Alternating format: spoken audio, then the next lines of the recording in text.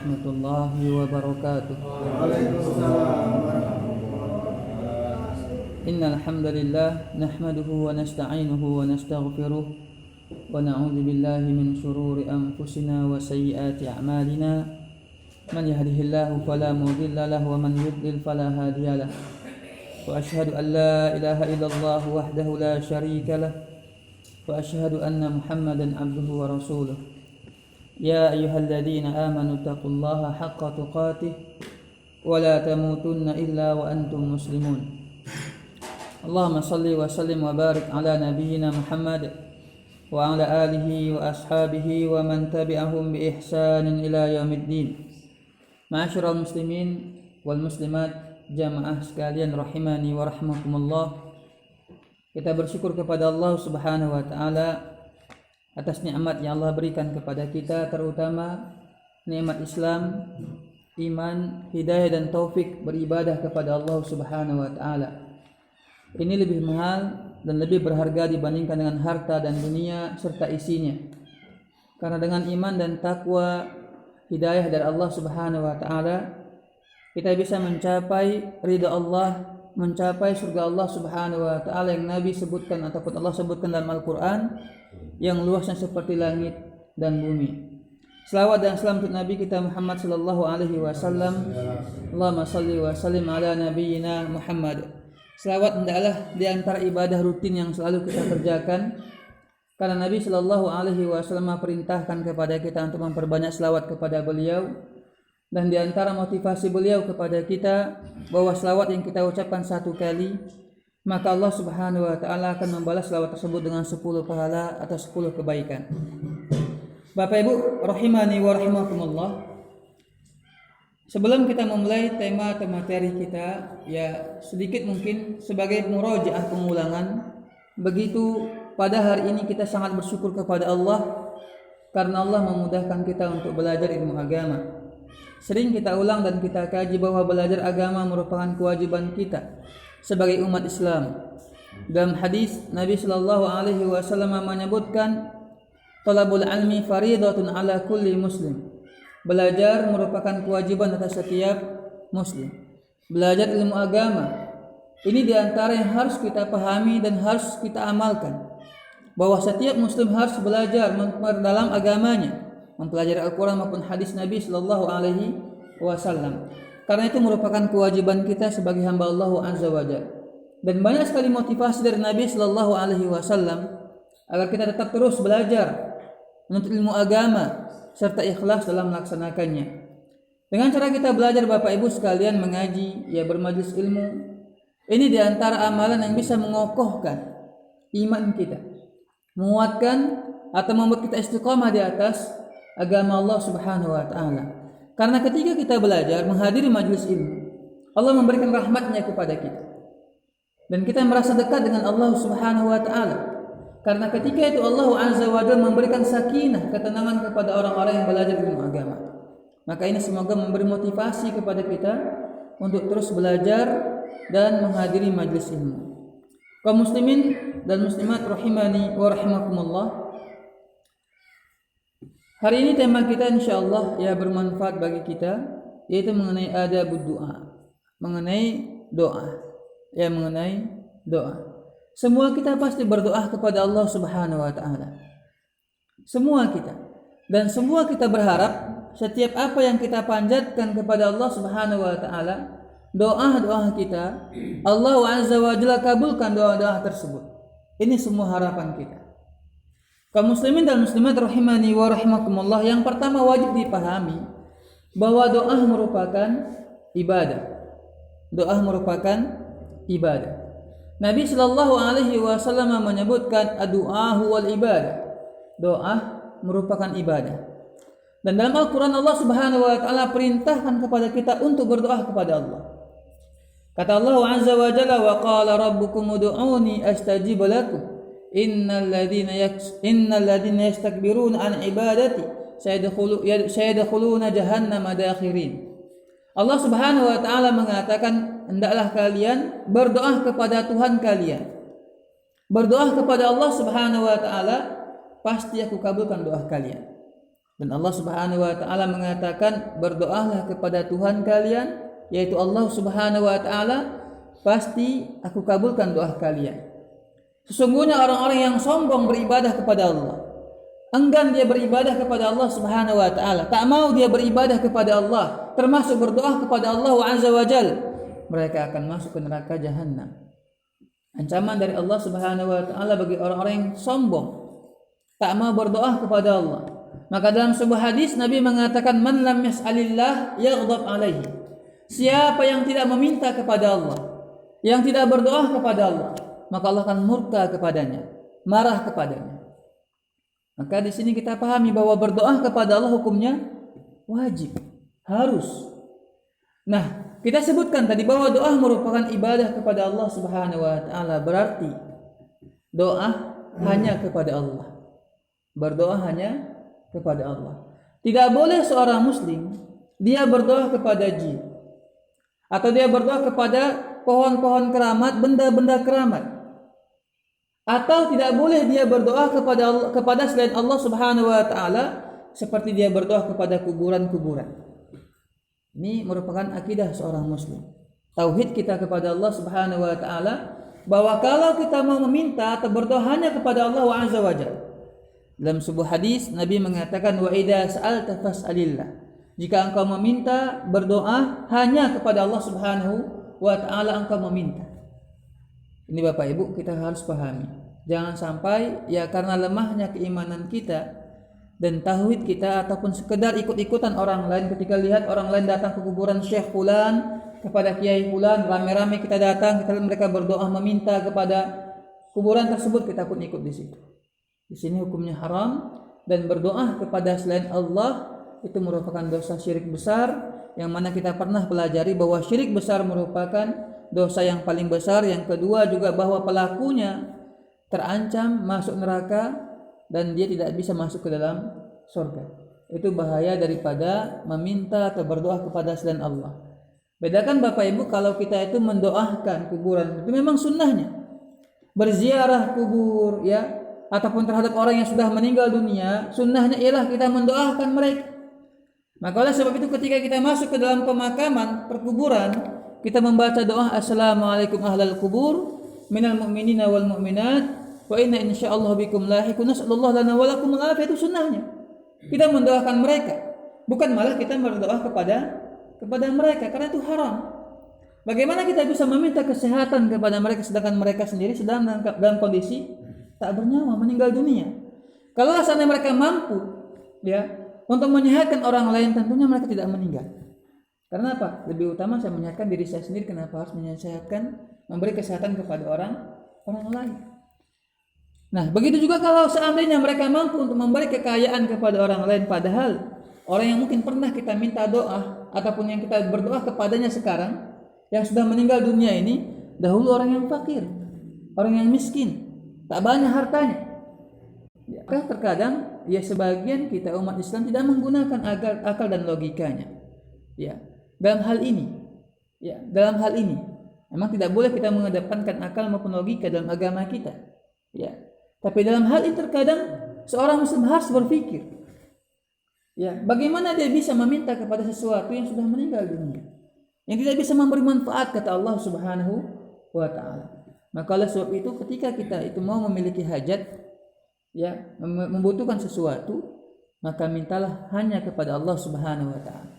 Kalau ada yang berdalih begini, kita ini kan bukan orang soleh, banyak maksiat, pelaku dosa, kita khawatir doa kita tidak Allah kabulkan, tidak Allah dengar karena dosa kita, maka kita berdoa, datangi ke kuburan Syekh fulan, kita berdoa di situ, meminta kepada dia agar dia menyampaikan hajat kita kepada Allah. Kan banyak begitu Pak, keyakinan orang, karena dia merasa pendosa begitu, sehingga Pak dia datang ke kuburan Syekh fulan, Kiai fulan, berdoa di situ tujuannya agar kiai ini menyampaikan hajat dia kepada Allah. Bapak Ibu sekalian, dahulu orang-orang Quraisy, musyrikinnya, orang-orang kafirnya itu, mereka menyembah ratusan berhala. Apa kata mereka? La na'buduhum illa liqarribuna ila Allahi zulfa. Kami enggak menyembah berhala-berhala ini Tapi tujuan kami ialah agar mereka menyampaikan hajat-hajat kami, mendekatkan diri kami kepada Allah sedekat-dekatnya. Itu tujuan mereka. Jadi orang musyrikin pada masa Nabi itu tujuan mereka. Karena yang mereka sembah itu, patung-patung itu orang-orang soleh dahulunya. Orang-orang soleh. Sehingga mereka sembah, mereka ibadahi tujuannya agar menyampaikan hajat mereka kepada Allah Subhanahu wa taala. Tapi Allah Subhanahu wa taala menyatakan mereka orang-orang kafir, musyrik, tidak beriman kepada Allah Subhanahu wa taala. Karena Allah tidak mau ada perantara di antara Allah dengan hambanya. Allah itu langsung kalau kita meminta kepadanya. Kalau sama manusia, pejabat mungkin. Kalau kita minta sama mereka mau bertemu harus bertemu dahulu dengan ajudannya, baru bisa bertemu dengan mereka. Tapi Allah tidak. Allah itu mewajibkan kepada kita meminta langsung hanya kepada Allah Subhanahu wa taala tanpa perantara. Ya. Ini diantara yang harus kita pahami dalam berdoa, bahwa kita berdoa hanya kepada Allah Subhanahu wa taala. Jangan pernah sekalipun kita berdoa kepada selain Allah, baik itu merupakan jin, kuburan-kuburan, bahkan kuburan Nabi sekalipun tak boleh kita berdoa di situ. Yang disunahkan ketika kita mengunjungi Al-Masjid Nabawi ialah ketika kita ke Madinah ialah niatnya mengunjungi Masjid Nabawi, bukan ziarah kubur. Pahami Bapak Ibu, kalau seandainya kita nanti Allah mudahkan untuk melakukan ibadah umroh ataupun haji, mungkin sebagian kan dia berangkat dahulu ke kota Mekah, Jeddah, Mekah, kemudian umroh, kemudian berangkat ke kota Madinah. Sebagian jamaah haji keliru dalam masalah niat. Ada orang yang ke Madinah, mereka niatnya itu ialah untuk berziarah kubur Nabi. Ini keliru. Ya. Karena apa? Bukan itu tujuannya, bahkan tidak boleh. Imam Malik melarangnya. Ini apa tujuan kita? Tujuan kita dari Mekah ke kota Madinah, mengunjungi kota Madinah ialah untuk sholat di Masjid Nabawi. Itu niatnya. Bukan ziarah kubur Nabi. Karena Nabi melarang. Nabi sendiri yang melarang. Apa kata beliau sallallahu alaihi wasallam? La'anallahu al-yahuda wan nasara ittakhadhu qubur anbiya'ihim masajid. Allah melaknat orang Yahudi maupun Nasrani karena mereka menjadikan kuburan para nabi mereka sebagai masjid. Berdoa di situ, beribadah di situ, sholat di situ. Allah haramkan. Nabi haramkan itu. Fala tattakhidhu qabri 'aida. Jangan kalian jadikan kuburanku sebagai tempat ibadah. Tidak dibolehkan. Jadi bagaimana tujuan kita ke kota Madinah ialah kota Nabi Shallallahu Alaihi Wasallam untuk melakukan sholat di Masjid Nabawi. Karena setiap sholat di Masjid Nabawi itu Nabi menyebutkan pahalanya sebanyak 1000 kali lipat. Kalau di Masjidil Haram 100.000 kali lipat. Belum tentu Pak kalau kita hitung-hitung selama kita sholat di sini mencapai 1000 kali, belum tentu.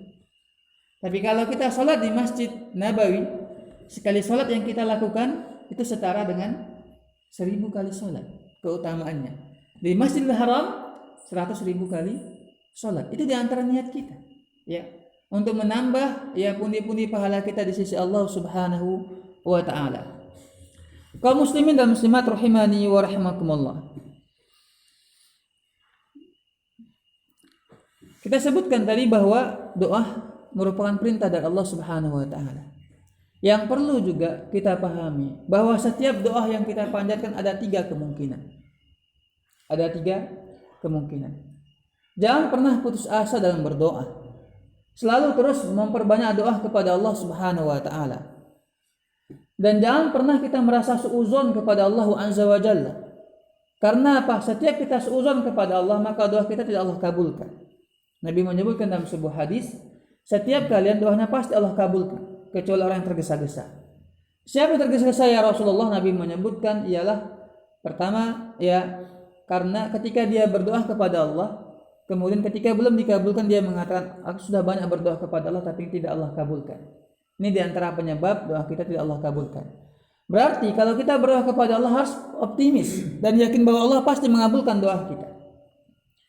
Bapak Ibu, Nabi Shallallahu Alaihi Wasallam menyebutkan setiap kita berdoa kepada Allah 3 kemungkinannya. Yang pertama ialah Allah kabulkan doa kita. Ini yang pertama. Pengabulan doa Allah Subhanahu wa taala, pengabulan doa Allah Subhanahu wa taala itu tidak mesti hari ini kita minta, pagi ini, sore langsung Allah kabulkan, tidak mesti. Semuanya butuh proses, bahkan terkadang Allah menunda pengabulan doa kita, ada hikmah-hikmah yang begitu banyak. Lihat bagaimana Nabi Ibrahim alaihissalam, seorang nabi, dia meminta kepada Allah keturunan anak sampai tua usia beliau, sampai tua.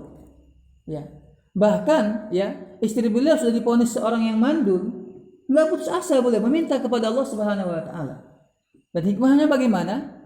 Beliau mendapatkan anak-anak ya saleh seperti Nabi Ismail dan Nabi Ishak. Bahkan banyak keturunan beliau merupakan para nabi. Keturunan Nabi Ibrahim alaihissalam. Nabi Muhammad merupakan keturunan Nabi Ibrahim. Maka Nabi Ibrahim disebutkan Abul Anbiya, bapaknya para nabi, karena kebanyakan keturunan beliau, Nabi Ishak, Nabi Yakub, ya Nabi apa tadi kita sebutkan Ismail, bahkan Nabi Muhammad merupakan keturunan Nabi Ibrahim alaihissalam. Itu hikmahnya. Nabi Zakaria alaihissalam seorang nabi meminta kepada Allah Subhanahu Wa Taala keturunan juga, sampai-sampai beruban kepala beliau, tapi tak pernah putus asa. Karena apa? Karena doa yang kita panjatkan pasti Allah Subhanahu Wa Taala kabulkan, asal kita tidak tergesa-gesa ataupun seuzon kepada Allah Subhanahu Wa Taala. Maka minta apa saja kepada Allah Azza wa Jalla, ya. Karena doa kita 3 kemungkinannya. Pertama, Allah kabulkan. Nabi Musa alaihissalam meminta kepada Allah, berdoa kepada Allah agar Allah membinasakan Fir'aun yang mengaku sebagai Tuhan, yang sombong. Itu pengabulan doa beliau disebutkan sampai 15 tahun berikutnya, atau bahkan sampai 40 tahun berikutnya. Ada beberapa riwayat. Itu Nabi Musa alaihissalam. Dia meminta kepada Allah, ya Allah binasakanlah Fir'aun ini ya Allah, karena dia sombong. Ya, ternyata pengabulan selama 15 tahun atau 40 tahun Pak, dalam riwayat yang lain. Itu Nabi Musa alaihissalam. Apa kurangnya seorang nabi? Nggak memiliki dosa. Kalaupun dia berdosa, pasti Allah akan ampuni dosanya. Dijamin masuk ke dalam surga. Tapi meskipun demikian, pengabulan doanya itu Allah tunda karena hikmah yang begitu besar. Maka Bapak Ibu sekalian, ketika kita meminta kepada Allah itu sabar. Dan jangan pernah kita seuzon kepada orang. Ini kayaknya nggak pernah berdoa kepada Allah, atau dosa dia begitu banyak sehingga Allah nggak mau mengabulkan doa, nggak boleh. Ya, karena butuh proses dan kesabaran dalam meminta kepada Allah Subhanahu Wa Taala. Sama yang pernah saya ceritakan atau saya sebutkan. Terkadang kita sebagai orang tua melihat anak kita begitu bandel dan nakal, berdoalah sama Allah, ya Allah, ya jadikan anakku anak yang soleh, yang berbakti kepada kedua orang tua. Sampai-sampai orang tua meninggal dunia, anaknya belum berubah. Ternyata ya beberapa tahun berikutnya setelah orang tuanya meninggal dunia, atau setelah orang tuanya meninggal dunia, anak baru Allah beri hidayah dan dia berubah. Ya, bisa jadi kenapa? Karena doa orang tuanya ketika orang tuanya masih hidup. Enggak usah kita itu merasa putus asa, berdoa sama Allah untuk anak kita kok belum dikabulkan. Jangan, optimis, pasti Allah kabulkan doa kita. Yang kedua kemungkinannya ketika kita berdoa kepada Allah Subhanahu Wa Taala ialah Allah Azza wa Jalla menunda doa kita sampai hari kiamat. Doa yang kita panjatkan kepada Allah sampai kita meninggal dunia belum Allah kabulkan. Ternyata Allah simpan pahalanya pada hari kiamat. Memberatkan timbangan pahala kita di sisi Allah Subhanahu Wa Taala karena doa yang kita panjatkan kepada Allah. Hari ini mungkin kita sering meminta kepada Allah, Allah mudahkan kita untuk umrah, contoh nih Pak, ataupun haji. Tapi saya rasa sebagian kita itu pesimis Pak, pesimis sekali. Ketika dia lihat pekerjaannya, pendapatannya sebulan, ya cuma 3 juta, 4 juta, dia pesimis. Untuk apalah minta haji ataupun umrah, dia pesimis. Ini diantara kelemahan kita. Kita terlalu berburuk sangka kepada Allah Subhanahu Wa Taala. Kita selalu mengatakan bahwa Allahu Qadir, Allah Maha Kuasa atas segala sesuatu. Di antara zikir kita, la ilaha illallah wahdahu la syarikalah, lahul mulku wa lahul hamdu wa huwa ala kulli syai'in qadir. Itu di antara zikir kita, doa kita. Dan Allah Maha Kuasa atas segala sesuatu. Tapi ketika kita diperintahkan untuk melakukan ibadah haji maupun umrah, tak pernah kita meminta kepada Allah, ya Allah beri aku kemudahan untuk umrah maupun haji. Tak pernah. Jarang mungkin. Karena apa? Kita sudah suuzon dahulu kepada Allah. Tak yakin kita pada diri kita. Rezeki kita cuma pendapatannya cuma ya sekitar 3 juta per bulan, masa bisa umrah? Nah, ini sebuah kesalahan. Minta saja kepada Allah Subhanahu Wa Taala, karena terkadang jalan yang Allah berikan kepada kita itu berbeda-beda. Ada orang yang dia pekerjaannya tukang kebersihan bisa melakukan ibadah umrah. Kenapa? Dibantu oleh pemerintah. Ada orang baik tiba-tiba udah Pak, Bapak berangkat haji saya yang membiayai. Banyak jalannya Pak. Ya alhamdulillah seperti saya mungkin ya nggak nyangka juga nggak banyak uang tapi Allah mudah untuk melakukan ibadah umrah. Kenapa? Saya belajar ke sana. Allah beri kemudahan untuk bisa ke sana. Banyak jalan yang Allah akan berikan kepada kita. Maka oleh sebab itu Bapak Ibu jangan pernah kita itu pesimis. Berburuk sangka kepada Allah. Minta semua kepada Allah Subhanahu wa taala sampai kata Nabi garam pun minta kepada Allah. Garam itu minta kepada Allah. Apapun yang kita rasakan, yang kita inginkan, minta kepada Allah Subhanahu wa taala. Allah Maha Kuasa. Rumah umpamanya Pak, minta rumah, ya sudah. Selama ini masih menjadi kontraktor umpamanya, bertahun-tahun menikah masih kontraktor umpamanya. Ya Pak ya. Artinya apa? Ngontrak aja pindah-pindah rumah begitu. Minta sama Allah, ya. Agar Allah beri kemudahan kita untuk membeli rumah. Dan Allah Maha Kuasa Pak. Ya. Jangan pernah kita merasa pesimis ataupun berburuk sangka kepada Allah. Nah ini mungkin yang bisa membuat kita terkadang lama sekali menjadi seorang kontraktor tadi Bang ya. Nah, kenapa? Kita nggak pernah berdoa kepada Allah. Ya, minta terus kepada Allah Subhanahu Wa Taala. Itu yang kedua, bahwa Allah Subhanahu Wa Taala ketika kita berdoa kepadanya, Allah simpan pada hari kiamat pahalanya. Yang ketiga, ketika kita berdoa kepada Allah, ya kemungkinannya bala, bencana karena doa yang kita panjatkan kepada Allah. Allah hindari kecelakaan, hancur rumah karena gempa bumi. Allah semua jauhkan dari kita. Kenapa? Karena doa yang kita panjatkan kepada Allah Subhanahu wa taala. Maka Bapak Ibu sekalian tak akan pernah rugi orang yang memperbanyak doa kepada Allah Subhanahu wa taala. Maka perbanyaklah berdoa kepada Allah. Perbanyak.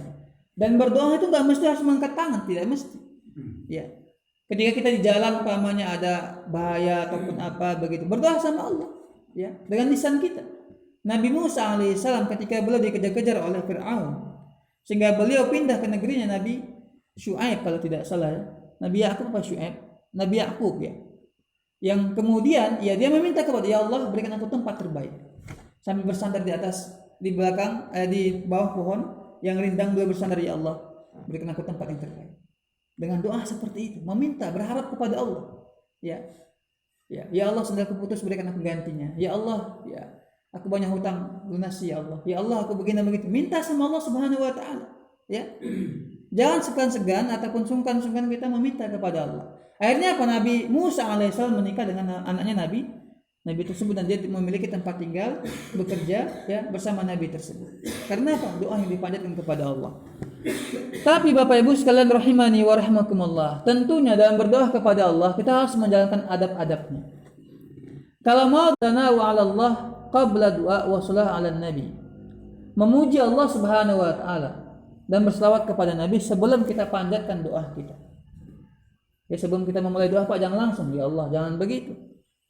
Ada muqaddimahnya. Angkat tangan kita umpamanya meminta kepada Allah, alhamdulillahirabbil alamin.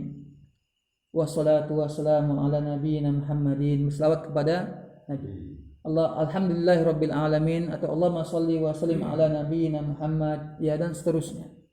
Ini kita pertama memuji Allah Subhanahu wa taala. Ya Allah lakama engkau memiliki langit dan bumi. Engkau maha kuasa atas segala sesuatu. Engkau maha bijaksana, engkau maha lemah lembut, maha baik dan seterusnya. Puji Allah Subhanahu wa taala. Nah, di antaranya juga ialah sebelum kita memanjatkan doa kita panggil nama-nama Allah, Asmaul Husna. Kata Allah Subhanahu wa taala dalam Al-Qur'an, "Walillahil asmaul husna fad'uhu biha." Allah memiliki nama-nama yang baik, Asmaul Husna. Maka memintalah, berdoalah kepada Allah dengan menyebut nama-nama tersebut.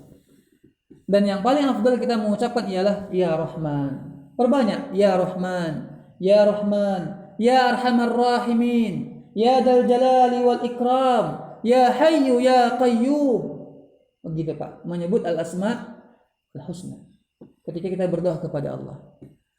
Nah, yang kedua, ya, tadi kita sebutkan menyebut nama Allah ataupun memuji Allah Subhanahu wa taala dan berselawat kepada Nabi sallallahu alaihi wasallam.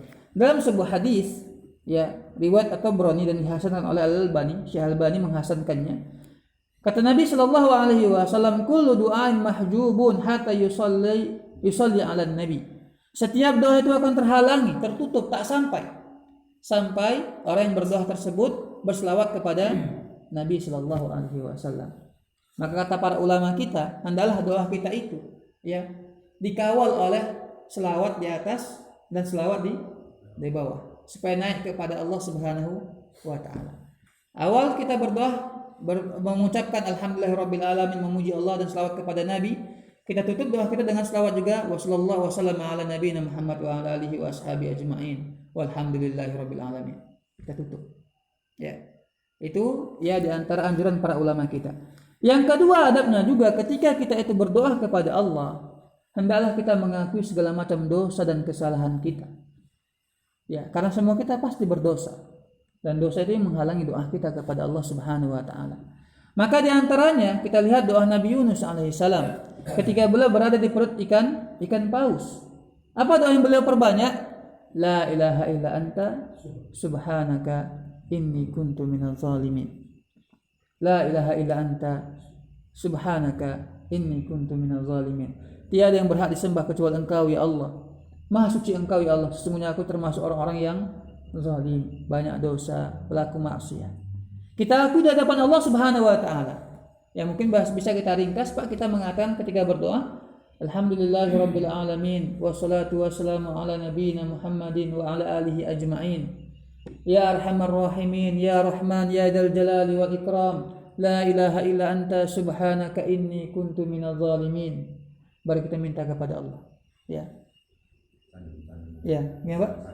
Sanjung Allah Subhanahu wa taala begitu Pak. Ya, karena menyanjung Allah merupakan kewajiban kita. Memuji Allah Subhanahu wa taala. Bapak Ibu sekalian rahimani wa rahmakumullah. Kemudian di antara adab dalam berdoa juga hendaklah kita itu ketika berdoa kepada Allah itu khusyuk dan menghadirkan hati. Khusyuk dan menghadirkan hati. Karena ada di antara kaum muslimin dia berdoa tapi dia enggak tahu apa yang dia minta kepada Allah. Tak hadir hatinya. Yang parahnya lagi ada orang berdoa kepada Allah tapi sambil main-main. Ya Pak. Berdoa mereka umpamanya tapi sambil colek-colekan Pak. Colek-colekan, cubit-cubitan. Iya, enggak serius. Ini bahaya Pak. Ya. Ini berbahaya. Kenapa? Kita meminta kepada siapa? Kepada Allah. Ya, Rabb semesta alam yang maha kuasa yang telah menciptakan kita. Masa kita di hadapan Allah ketika meminta itu bermain-main, bercanda-canda? Seharusnya bagaimana? Meminta kepada Allah serius. Dan bahkan kalau bisa menangis di hadapan Allah Subhanahu wa taala ketika kita meminta, berharap benar-benar kepada Allah agar Allah kabulkan doa kita, itu seharusnya ketika dalam berdoa. Maka oleh sebab itu kata Nabi sallallahu alaihi wasallam, "Ud'ullaha wa antum muqinuna bil ijabah wa'lamu anna Allah la yastajibu du'a man min qalbin ghafilin lahin." Ya. Berdoalah kepada Allah Subhanahu wa taala dan kalian yakin bahwa Allah mengabulkan doa kalian. Optimis. Ketika meminta kepada Allah, yakin dan pasti Allah kabulkan doa kita. Ketahuilah bahwa Allah tidak mengabulkan doanya orang yang dari hati, orang yang dia lalai, ya, main-main ataupun tidak hadir hatinya dalam meminta kepada Allah Subhanahu wa taala. Ya. Maka oleh sebab itu Bapak Ibu sekalian, tentu hajat kita berbeda-beda. Ya. Kalau tak hafal kita doa dalam Al-Qur'an maupun hadis, ya dalam bahasa Indonesia minta kepada Allah apa yang kita pahami. Ya, dalam doa kita. Kemudian Bapak Ibu sekalian rahimani wa rahmakumullah. Di antara adab dalam berdoa juga ialah kita mengangkat tangan. Ini juga adab dalam berdoa. Ya. Dalam sebuah hadis Nabi sallallahu alaihi wasallam mengatakan inna rabbakum tabaraka wa ta'ala hayyun karim yastahyi min 'abdihi idza rafa'a yadayhi ilaihi an yaruddaha sifran khaibataini. Allah itu Maha Pemalu dan Maha Dermawan. Itu Allah. Pemalu kali Allah Subhanahu wa taala. Bagaimana malunya itu? Allah malu kata Nabi Muhammad sallallahu alaihi wasallam ketika hambanya mengangkat tangannya berdoa kepada Allah. Ya. Tapi ketika dia kembalikan dalam keadaan kosong. Artinya apa? Malu Allah ketika seorang hamba mengangkat tangannya meminta kepadanya, enggak Allah kabulkan. Maka kata para ulama kita bahwa di antara adab berdoa dan di antara agar doa kita itu mustajab Allah kabulkan ialah mengangkat tangan. Bagaimana mengangkat tangan ketika dalam doa? Ada beberapa riwayat yang menyebut seperti ini, ya. Mengangkat tangan kepada Allah Subhanahu wa taala. Ada juga yang menyebut seperti ini. Ya. Seperti ini atau seperti ini. Artinya ya menghadapkan tangannya di hadapan Allah ke atas langit. Ya. bukan begini Pak ya, atau gini enggak Pak ya, atau gini enggak ya, tapi begini ya. Karena meminta itu begini, memang kepada Allah Subhanahu wa taala ya. Dan juga kalau kita lihat juga banyak kalau yang pernah umroh ataupun haji ketika melihat orang yang mengemis gitu kan begini, karena memang dia meminta adabnya ataupun tabiat manusia menadahkan kedua tangannya di depan Allah untuk meminta ya. Memang ada yang meminta seperti ini ya, tapi dalam agama kita ketika meminta kepada Allah ya, bentangkan tangan kita, arahkan ke atas langit Allah ya, ke atas langit, yaitu meminta kepada Allah Subhanahu wa taala. Ataupun juga tadi ya begini juga tidak masalah, karena ada beberapa riwayat ya yang menyebutkan tentang cara mengangkat tangan di hadapan Allah Subhanahu wa taala. Nah, ini Pak terakhir sebelum kita tutup, di antara adab dalam berdoa juga ialah kita ketika ingin doa kita Allah kabulkan, pilihlah waktu dan tempat mustajab dalam berdoa. Waktu dan tempat mustajab dalam doa. Waktu umpamanya sepertiga malam terakhir, ataupun kata Nabi ya antara azan dengan iqamat itu juga di antara waktu yang mustajab dalam berdoa. Atau ketika sujud ya juga waktu yang mustajab dalam berdoa. Tapi bukan sujud terakhir saja Pak. Ini keliru orang sebagian, ketika terakhir dia panjang kali. Padahal semua sujud yang kita lakukan disunahkan kita memperbanyak doa. Itu tempat yang mustajab dalam berdoa. Dan juga pahami, itu berlaku bagi kita sholat sendirian. Yang ketika sholat berjamaah, imam pamannya panjang kali sujudnya, orang pikir sudah meninggal nih. Heboh jamaah, kok lama kali imam kita nih begitu, panjang kali sujudnya, dia pikir masih nggak ada lagi begitu Pak ya. Akhirnya sebagai pernah kejadian begitu Pak, panjang kali imamnya sujud. Sebagian jamaah Pak, yang kali kepala tengok masih hidup nggak nih Pak imam Pak ya. Jadi apa? Berlaku hanya sholat sendirian. Begitu juga ketika sholat berjamaah kita sebagai makmum. Ya. Imam sudah bangkit, dia masih sujud, enggak boleh. Namanya menyisihi imam. Jadi bagaimana? Saya punya hajat kepada Allah. Oke, silahkan. Ketika sholat sunnah umpamanya, qabliyah maupun ba'diyah rawatib atau sholat duha ataupun sholat tahajud, perpanjang doanya. Semua sujud, baik sujud pertama, rakaat pertama, sujud rakaat kedua, perpanjang sujud meminta kepada Allah Subhanahu wa taala apa hajat kita, apa kebutuhan kita. Nah, juga termasuk waktu yang mustajab ketika turun hujan. Ya, turun hujan Pak. Kita di sini kalau turun hujan Pak agak apa ya? Jengkel ya. Padahal itu rahmat dari Allah. Ya, tidur pula Pak ya. Ya. Yang paling banyak kalau umpamanya hujan ya banyak itu umpamanya ini dingin gini pas kali cuacanya. Ngapain tidur gitu ya. Padahal ketika hujan Bapak Ibu sekalian, itu sangat-sangat dianjurkan kita untuk memperbanyak doa. Nabi kalau turun hujan kata Nabi apa? Rahmat. Kalau turun hujan kata Nabi rahmah. Ini merupakan rahmat dari Allah Subhanahu wa taala. Dan doa ketika turun hujan doa yang mustajab indal matar kata Nabi ketika turunnya hujan. Bukan malah kita itu merasa jengkel, marah ya, tapi hendaklah kita sebenarnya memperbanyak doa kepada Allah, angkat tangan kita di hadapan Allah. Ini beda kita mungkin Pak akan terlalu banyak turun hujan mungkin ya. Dan memang hujan itu enggak semuanya ya apa namanya, maka ketika turun hujan doa kita apa? Allahumma shayban nafi'an. Ya Allah berikan kami hujan yang membawa manfaat. Ya, pernah suatu hari orang Arab Badui datang kepada Nabi, ya. Ketika itu musim kemarau. Ya Rasulullah, mati seluruh hewan kami ya Rasulullah, ternak kami. Kenapa? Kekeringan.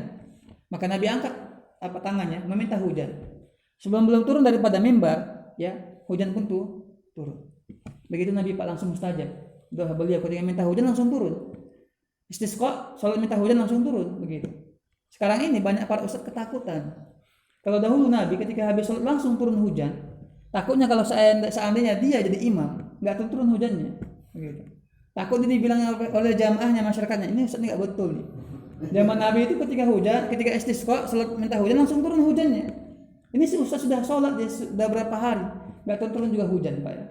Jadi banyak beberapa kejadian kasus ketika itu, teman cerita di Pekanbaru juga ada masyarakat minta kepada ustadz untuk sholat istisqa, nggak mau dia, takut nanti jamaahnya ya bilang tidak begitu Pak, seuzon gitu, kok nggak turun lah hujannya, sudah sholat kita nggak turun begitu. Padahal tidak mesti, bisa jadi ketika kita sholat pada hari itu turunnya kapan, besok, lusa ataupun beberapa hari berikutnya ya. Tapi tetap disunahkan sebenarnya ketika kemarau datang kita itu sholat istisqa begitu. Wallahu taala alam. Bapak Ibu sekalian rahimani wa rahimakumullah. Jadi ketika hujan ya disunahkan kita untuk memperbanyak doa. Dan saya Masya Allah lihat perbedaan kita sama orang-orang yang di Timur Tengah, terutama di kota Mekah, Madinah ataupun Arab Saudi. Mereka ketika hujan ya langsung mereka ke pinggir, menepi begitu. Saya pikir ini ngapailah mereka menepi ketika hujan. Banyak mobil-mobil itu menepi. Ternyata mereka berdoa mengangkat tangan kepada Allah. Nengok dari luar mengangkat tangan mereka. Ya. Kalau kita hujan nih cepat begini. Iya, begitu Pak ya. Ini kekurangan kita. Padahal ini waktu yang mustajab. Berarti sebenarnya kita negara yang memiliki banyak keutamaan rahmat. Rahmat itu banyak begitu. Kesempatan kepada kita berdoa kepada Allah Subhanahu wa taala. Mungkin Pak